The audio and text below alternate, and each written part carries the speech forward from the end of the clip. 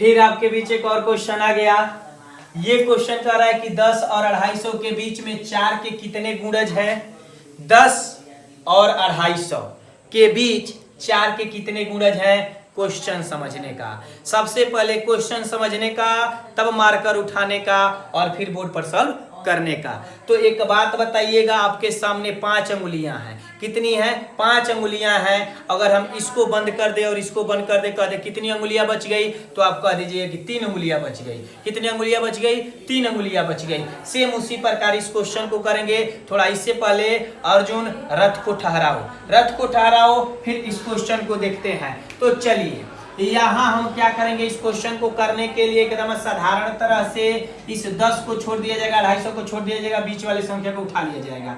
यानी कि 11 हो जाएगा, 12 हो जाएगा, 13 हो जाएगा, 14 हो जाएगा, dot dot dot dot dot dot dot 249 हो जाएगा। आपको लग रहा हो कि ये क्या हो रहा है? नहीं, हम उसके बीच की अंगुलिया के विषय में बात कर रहे हैं। अब बताएंगे कि कौन कौन संख्या 4 से कटेगा। तो ध्यान दीजिएगा, यहाँ अब हम 11 को हटा देते हैं। कहाँ 11 को हटाएंगे?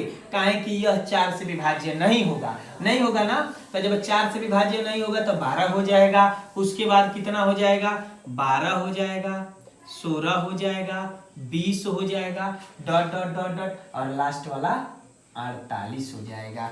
अब ध्यान दीजिएगा, इसको हम मानेंगे TN, क्योंकि TN नहीं मानेंगे तो फिर दिल और दिमाग का रिश्ता बन नहीं पाएगा और क्वेश्चन सॉल्व हो नहीं पाएगा। तो यहाँ पे हम क्या करेंगे, इसको A1, A2, A3 मान ले। अब देखिएगा, D को कहते हैं सर्वांतर, कॉमन डिफरेंस। D को कहते हैं सर्वांतर, यानी कि A2 माइनस A1 करेंगे तो हमको मिल जाएगा D बराबर A2 का मान 16 है, माइनस 12 कर देंगे तो 4 मिल जाएगा। और आपके सामने TN का मान पड़ा हुआ है, जो आपको दिखाई दे रहा होगा कि TN का मान 248 है।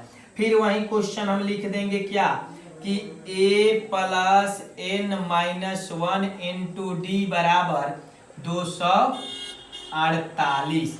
फिर देखिए A के जगह पे मान कितना है? 12 प्लस N माइनस 1, D का मान आ गया है 4 बराबर 248। अब ध्यान दीजिएगा, ये हो जाएगा 12 प्लस 4N माइनस 4 बराबर 248। अब इधर आ जाते हैं तो ध्यान दीजिएगा, 12 में से 4 चला जाएगा तो कितना हो जाएगा? 8।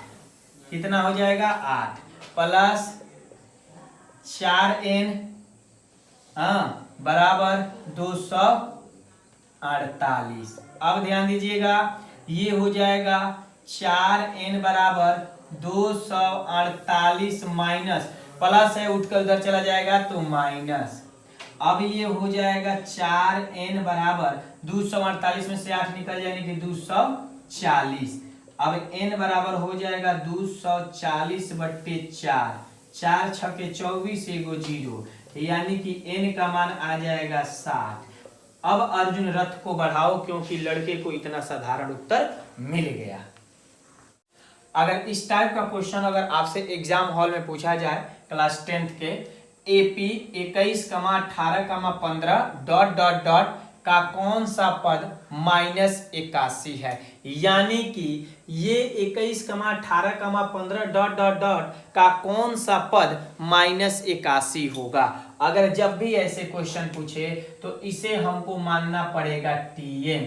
जी भैया, आपको मानना पड़ेगा TN, क्योंकि जब तक आप इसको TN नहीं मानिएगा तब तक यह संभव नहीं होगा। वही बात हो जाएगा कि दिल और दिमाग का रिश्ता नहीं बन पाएगा। तो चलिए, ऐसे क्वेश्चन को करने के लिए हम साधारण रूप से करते हैं क्या, कि सबसे पहले यहाँ पे हम सर्वांतर निकालते हैं। क्या निकालते हैं? सर्वांतर। सर्वांतर निकालने के लिए सूत्र होता है कि A2 माइनस A1। जी हाँ, इसको A1 मान ले, इसको A2 मान ले, इसको A3 मान ले। तो D1 निकालने के लिए सूत्र होता है A2 माइनस A1। A2 का मान 18 है और माइनस A1 का मान 21 है, घटा देंगे तो यह इसका मान आ जाएगा -3। अब D का मान जब -3 आ जाएगा और Tn का मान -81 मानना पड़ेगा। तो फिर हम सूत्र लगा देंगे कि a plus n-1 into D बराबर Tn कितना दिया है, तो -81 दिया है। फिर यहाँ पे हम क्या करेंगे, a के जगह पे 21 रख देंगे, प्लस n निकालना है, n-1 कर देंगे, और d का मान आपके सामने निकाले हैं जो साक्षात दिखाई दे रहा है कि -3 है, बराबर -81 हो जाएगा।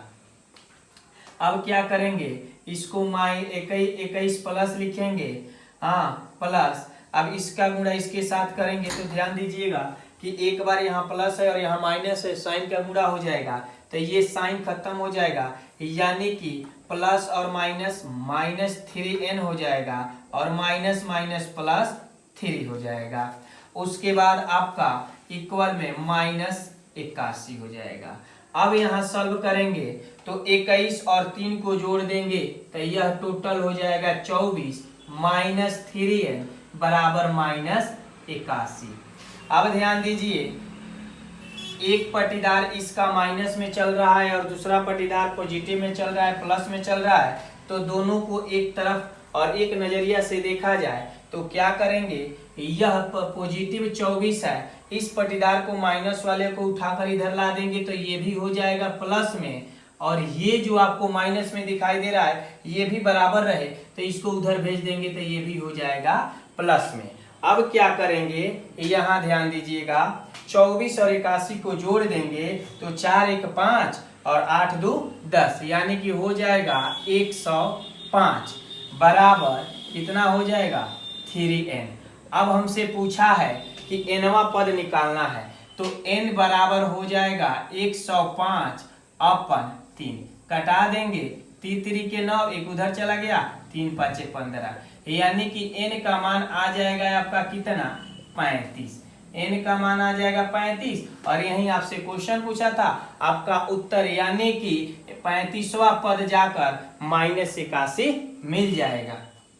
और ये भी इंपॉर्टेंट है आपके बोर्ड पेपर के लिए। चलिए इसको सॉल्व किया जाए। यहाँ हम सॉल्यूशन लिखेंगे और सॉल्यूशन लिखने के बाद इस क्वेश्चन को करने के लिए हम क्रॉस मल्टीप्लाई करेंगे। क्या करेंगे, क्रॉस मल्टीप्लाई, यानी कि x + 3 इंटू 2x - 3, ध्यान दीजिएगा x + 3 इंटू 2x - 3, फिर इक्वल दे दें और फिर करेंगे x + 2 मल्टीपल कितना 3x - 7। ध्यान दीजिएगा, एक को बाहर निकाला जाए तो x बाहर निकल जाएगा तो बच जाएगा 2x - 3, और +3 को बाहर निकाला जाएगा तो फिर हो जाएगा 2x - 3। फिर इधर ध्यान दीजिएगा, इस x को बाहर निकाला जाए तो x को बाहर निकालेंगे तो बच जाएगा 3x - 7, और +2 को बाहर निकाला जाएगा तो बच जाएगा 3x - 7 बराबर 0, बराबर इधर बराबर 0 यहाँ से लिख दिए। चलिए मल्टीप्लाई किया जाए तो मल्टीप्लाई करेंगे तो इसका गुणा करेंगे तो ये हो जाएगा 2x² - 3x, प्लस है यहाँ गुणा करेंगे तो 3 गुना के 6x - 9 इक्वल्स टू, यहाँ गुणा करेंगे तो 3x² - 7x, यहाँ गुणा करेंगे तो प्लस 6x - 14 बराबर 0। ध्यान देते चलिएगा। अब फिर यहाँ आ जाएंगे तो ध्यान दीजिएगा, ये हो जाएगा 2x² और प्लस 6x में से -3x निकल जाएगा तो प्लस 3x - 9, यहाँ थोड़ा सा भी माइनस प्लस गलती होगा, आपका क्वेश्चन टोटल रूप से रॉन्ग हो जाएगा, इक्वल्स टू यहाँ हो जाएगा 3x² और देखिए -7x में से प्लस 6x निकल जाएगा तो माइनस का x बच जाएगा और -14 बराबर 0।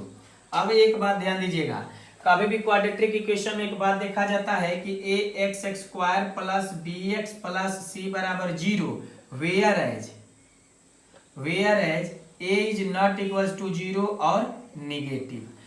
क्या a 0 के बराबर नहीं होना चाहिए और निगेटिव नहीं होना चाहिए? तो बताइए, अगर इसको हम इधर बुलाते हैं तो ये इधर आएगा, यानी कि ये माइनस हो जाएगा तो -3x में से 2 निकल जाएगा तो माइनस में आ जाएगा, जो कि गलत हो जाएगा इस नियम के अनुसार। तो हम क्या करें, इन सारे टर्म को उठाकर उस साइड भेज दिया जाए तो ये हो जाएगा 3x² माइनस एक्स माइनस 14।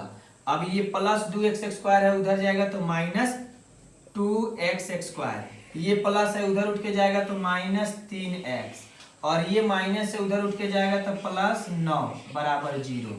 अब ध्यान दीजिएगा 3x² में से माइनस 2x² निकल जाएगा तो बच जाएगा x²। ठीक, अब यहाँ माइनस x है और यहाँ माइनस 3x है तो माइनस 3x और माइनस x तो कितना हो जाएगा माइनस 4x, माइनस 4x। अब यहाँ हो जाएगा आपका, ध्यान दीजिएगा कि 14 है और 14 में से 9 निकल जाएगा तो ये बच जाएगा आपका माइनस का 5 बराबर 0। अब ये आ गया आपके क्वाड्रेटिक इक्वेशन में, यानी कि इस फॉर्म में आ गया है ax² plus bx plus c बराबर 0 के टर्म में आ गया है। अब इस क्वेश्चन को हम क्या करेंगे, इस अवस्था में तोड़ा जाए कि जोड़ने और घटाने पे -4 आ जाए और गुणा करने पर -5 आ जाए। तो ध्यान दीजिएगा x² minus 5x plus x minus 5 बराबर 0। क्यों? क्योंकि x² में -5 से गुणा करेंगे तो -5x² मिल जाएगा और -5x में से प्लस x घटा देंगे तो -4x मिल जाएगा। यानी कि यहाँ से x निकाल देंगे तो x माइनस 5 बच जाएगा ना, x कट गया x और इस x कट गया -5। अब यहाँ प्लस 1 का कॉमन ले लेंगे तो बच जाएगा x माइनस 5, यानी कि ये दोनों टर्म बराबर आ गए। तो जब दोनों टर्म बराबर आ गए तो थोड़ा सा बचा है, इधर सॉल्व कर देते हैं। ठीक है, तो यहाँ से हम सॉल्व करेंगे तो ये हो जाएगा आपका, वहां तो चलने की कोई जरूरत नहीं है, यहीं पे हो जाएगा, लेकिन चलिए यहाँ कर देते हैं। तब यहाँ पे एक बार इसको ले लिया जाएगा तो ये हो जाएगा x प्लस 1 बराबर 0 और दूसरा का हो जाएगा x माइनस 5 बराबर 0। ये हो जाएगा x, ये 1 इक्वल के उधर जाएगा तो -1 और दूसरा का x और ये माइनस से उधर उठकर जाएगा तो +5। यही आपका उत्तर हो जाएगा दोनों। अगर समझ में आया हो तो आप जरूर कमेंट में बताइएगा कि हाँ सर समझ में आया।